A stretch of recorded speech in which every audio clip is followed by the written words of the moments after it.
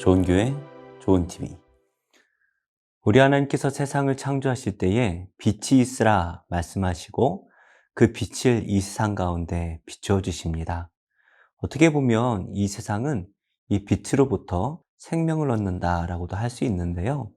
우리 하나님께서 애굽에 흑암을 내리심으로 창조를 하신 것이 아니라 멸망을 선포하십니다. 과연 이 흑암 앞에 바로가 애굽과 자신이 멸망할 것을 깨닫게 되었을까요? 흑암의 재앙을 통하여 우리에게 주시는 하나님의 말씀을 함께 살펴보도록 하겠습니다.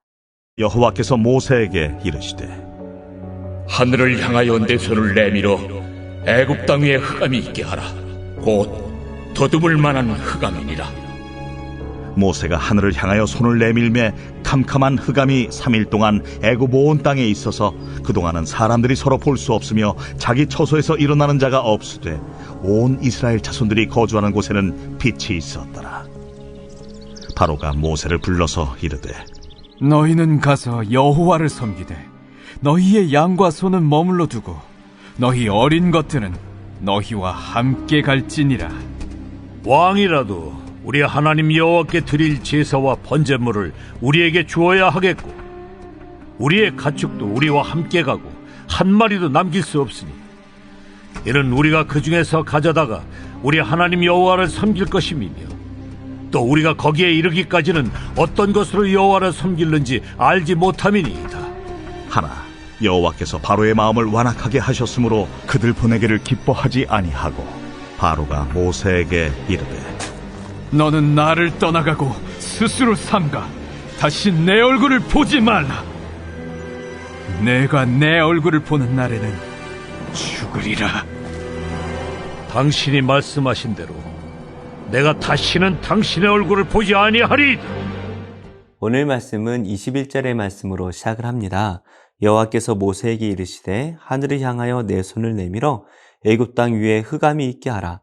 곧 더듬을 만한 흑암이니라. 하나님께서는 모세에게 애굽 땅에 흑암을 내리라 말씀을 하십니다. 세상을 창조하실 때에는 빛이 있으라 말씀하시며 세상을 창조하셨다면 마지막 멸망은 이 어둠으로 끝맺음 될 것입니다. 실제로 요한계시록 말씀을 보시면 마지막 때에 이 땅에 큰 어둠이 있을 것이다 라고 말씀을 하고 있어요. 그래서 해도 떨어지고 달도 떨어지고 별들도 다 떨어지게 될 것입니다. 그것이 과학적으로는 어떻게 설명할 수 있을지 모르겠지만 분명히 하나님께서 그렇게 한다라고 말씀을 하셨죠. 이 애굽의 흑암 또한 마찬가지입니다. 과학적으로는 이것이 설명될 수가 없어요. 하지만 분명한 것은 사흘 동안 더듬을 만한 흑암이 이 땅에 있게 됩니다. 그래서 모세가 하늘을 향하여 손을 내밀게 되는데요. 이번 흑암 재앙에서는 하나님께서 이 바로에게 미리 예고를 하지 않으시네요. 매우 긴박하게 이 재앙이 시작되고 이 재앙이 어떻게 흘러가는지에 대해서 매우 간략하게 설명을 하고 있습니다. 그래서 모세가 손을 내밀자 깜깜한 흑암이 사흘 동안에 애굽 온 땅을 가득 채웁니다. 애굽은 농경 문화가 매우 중요하다라고 말씀을 드렸는데요. 농경 문화에서 중요한 것 중에 하나는 바로 태양이죠. 사실 태양은 웬만해서는 사라지지 않습니다. 그리고 이 태양으로부터 모든 에너지들이 나오고 있죠. 그러다 보니 온 애굽을 비추는 태양, 이것은 바로 가장 강력한 신으로 섬겼던 라라는 신을 의미하는데요. 바로 이 바로가 라 신의 아들입니다. 태양 신의 아들인데 지금 태양이 빛을 잃었습니다. 그러나 이 태양 신의 아들인 바로가 아무것도 할 수가 없죠. 결국에 이 애굽 땅에 흑암이 임하여서 어떻게 됩니까? 사람들이 서로 볼 수가 없게 되고 자기 처소에서 일어날 수조차 없게 됩니다. 생활 자체가 불가능하게 된 것이죠.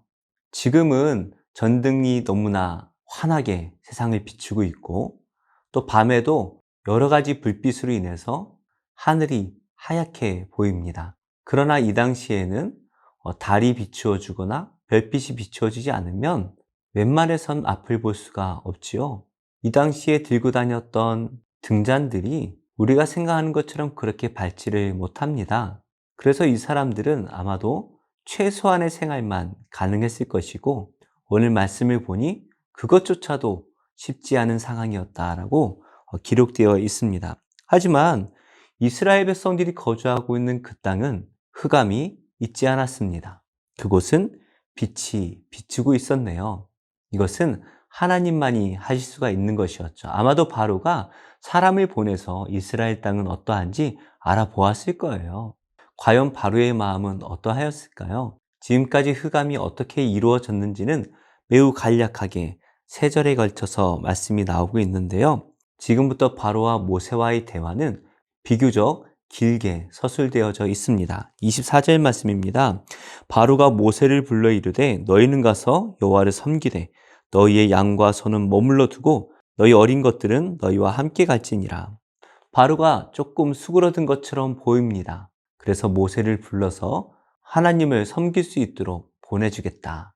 특별히 이번에는 어린 아이들까지 보내주겠다라고 약속을 하지요. 하지만 양과 소, 이 가축들은 놔두고 가라 말을 합니다. 이것은 자기 거다라고 말을 하는 것이죠.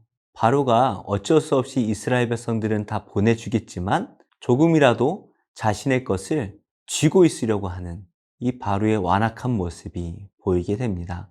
어쩌면 이 욕심들이 우리의 모습은 아닐까요? 하나님 앞에 다 드리겠다라고 말은 하지만 결국에 우리가 살아가면서 정말 놓지 못하는 것들이 하나씩은 있는 것 같아요. 그것이 물질일 수도 있고 또 자녀일 수도 있고 부모나 건강이나 직장 또 나의 명예나 지식일 수가 있죠. 그러나 우리 하나님께서는 우리에게 모든 것을 내놓기를 원하십니다. 우리가 하나님께 내어드릴 때에 우리 하나님께서는 그것과는 비교할 수 없는 하늘의 신령한 은혜를 주시죠. 아브라함이 하나밖에 없는 이삭을 하나님께 드릴 때에 하나님께서는 한 민족을 이루게 하십니다.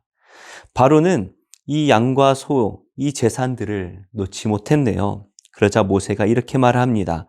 왕이라도 우리 하나님 여호와께 드릴 제사와 번제물을 우리에게 주어야 하겠고. 모세는 분명하게 말을 하죠. 우리가 재물이 없다면 바로 당신이라도 제사를 드릴 수 있도록 재물을 내놓아야 하지 않느냐라고 이렇게 말하고 있습니다. 매우 당돌하죠. 마치 뭔가 맡겨둔 것처럼 당당하게 요구를 하고 있네요.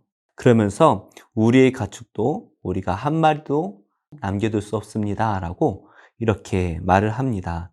너무 당연한 것이지만 바로는 그 당연한 것조차도 자신의 것으로 지고 있으려고 하네요. 하지만 이번에도 우리 하나님께서 이 바로의 마음을 완악하게 하십니다. 그래서 결국에 이 바로가 이스라엘 백성들을 보내주지 않지요.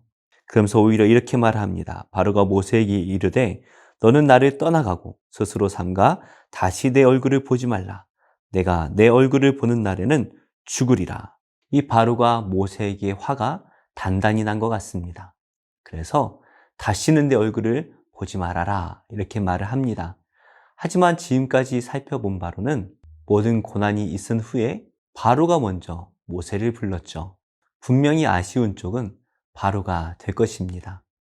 그러자 모세가 당신의 말대로 내가 다시는 당신의 얼굴을 보지 않겠습니다 라고 이렇게 말을 합니다. 하지만 모세가 장자의 죽음 앞에서 먼저 바로를 찾아가 장자가 죽을 것이다 라는 것을 예고하게 되죠. 어떻게 보면 인간적인 마음으로는 모세 또한 이렇게 완강하게 말을 하는 바로를 다시는 보고 싶지 않았을 것 같아요. 하지만 하나님의 명령이기도 하겠지만 마지막으로 기회를 주고자 하는 모세의 넓은 마음이 이 바로에게 장자의 죽음을 예고하는 것이 아닐까 생각이 되어집니다. 말씀의 결론을 맺겠습니다. 우리 하나님께서는 이 땅에 빛을 보내주시죠. 바로 예수 그리스도이십니다. 우리는 너무나 잘 먹고 잘 사는 것처럼 보이지만 사실은 어둠 가운데 살아가고 있어요. 무엇이 진리인지, 무엇이 영원한 생명인지, 무엇을 위해 살아야 되는지 아무 방향도 모른 채 예굽 사람들과 같이 살아가고 있지 않은가 생각이 됩니다. 우리 성도님들은 삶의 목적이 분명하신가요? 내가 어떻게 살아야 되는지 분명한 길이 보이시나요? 우리 예수님께서 우리를 구원하시기 위해 빛으로 오셨죠. 우리는 알 수 없지만 그 빛이신 예수님을 따라가면 반드시 영원한 생명이 있을 것입니다. 그 빛을 따라가면 우리도 모르는 사이에 삶의 목적을 이루고 있을 것입니다. 그래서 우리가 하나님을 믿는다라고 한다면 바로 예수님의 말씀을 한 걸음 한 걸음 쫓아가는 것이죠. 오늘 하루가 우리 앞에 놓여져 있네요. 이 하루 우리가 만날 사람은 누구이고 또 우리가 해야 할 일은 무엇이 있습니까? 그 모든 만남과 삶 가운데 예수님의 뜻을 분별하여 예수님께서 무엇을 기뻐하실지, 지금 나에게 무엇을 요구하시는지 기도하며 결정하고 순종함으로써 빛이신 예수님을 따라가고 또한 이 어둠 가운데 살아가는 사람들에게 하나님의 빛을 비추어주는 우리 모든 성도님들과 또 제가 되기를 예수님의 이름으로 축복합니다. 어두운 밤에 캄캄한 밤에 새벽을 찾아 떠난다. 종이 울리고 닭이 울어도 내 눈에는 오직 밤이었어. 우리가 처음 만난 그때는 차가운 새벽이었어.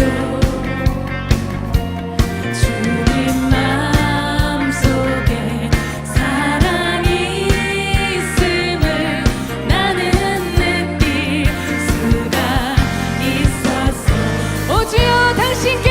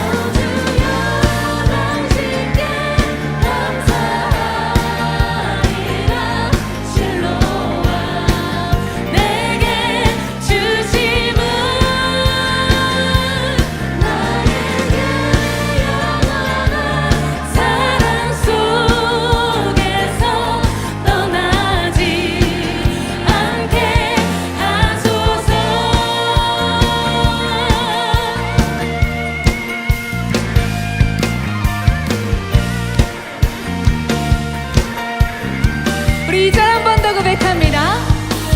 우리가 처음 만난 그때는 차가운 새벽이었어. 주님 마음속에 사랑이 있음을 나는 느낄 수가 있었어. 오 주여 당신께